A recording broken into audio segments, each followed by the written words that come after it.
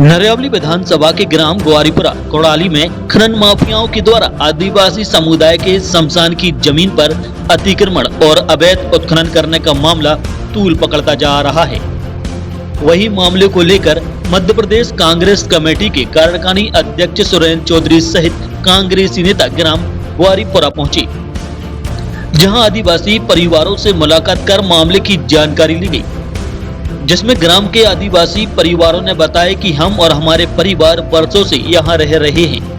वर्षों पुरानी शमशान की भूमि पर खनन माफियाओं के द्वारा अवैधानिक रूप से अतिक्रमण कर अवैध उत्खनन किया जा रहा है और मुक्ति धाम में दफन बच्चों के शवों को भी मुरम के साथ खोदकर वह ले गए हैं, जिसकी शिकायत प्रशासनिक अधिकारियों से करने के बाद भी दोषियों पर कोई कार्रवाई नहीं की गई।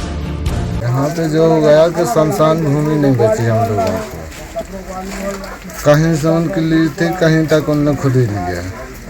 बड़ों के लाने हैं तो दिक्कत, छोटों को है तो दिक्कत, कहाँ ले जाने से पत्थर निकल जाए। हर बार मुरामन ने भी छोटे छोटे बच्चे खुशी में मशीन से खुदाया और भरवाया, देख भी गया, उसके बाद भी दबा दबू को ले गए भर के।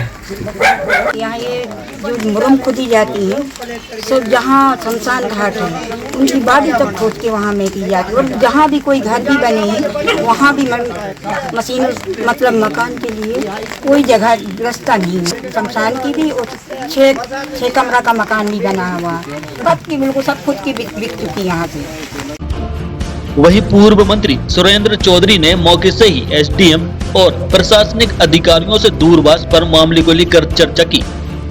साथ ही उन्होंने कहा कि एक और जहां भाजपा सरकार आदिवासी समुदाय के उत्थान का ढिंढोरा पीटने में लगी है, वहीं दूसरी ओर आदिवासी समुदाय के शमशान भी अब सुरक्षित नहीं है, जिसका स्पष्ट प्रमाण है कि नरयावली विधानसभा क्षेत्र के ग्राम ग्वारीपुरा में शमशान की भूमि पर खनन माफियाओं के द्वारा अतिक्रमण और अवैध उत्खनन कर बच्चों के शवों को खोदकर ले जाया गया है। उन्होंने कहा कि शासन प्रशासन की मिलीभगत के चलते अतिक्रमण और अवैध उत्खनन का कार्य बेखौफ जारी है। क्या कारण है कि प्रशासन को अतिक्रमण और अवैध उत्खनन की जानकारी नहीं लगी? क्या कारण है कि ग्रामीणों द्वारा शिकायत करने के बाद भी दोषियों पर कार्रवाई नहीं की गई? ग्राम पंचायत कोड़ारी के ग्वारीपुरा गांव में जो आदिवासी भाई रहते हैं, उनके शमशान की जो इस भूमि है, उस भूमि पर अतिक्रमण कर अवैध उत्खनन बदस्तूर जारी है।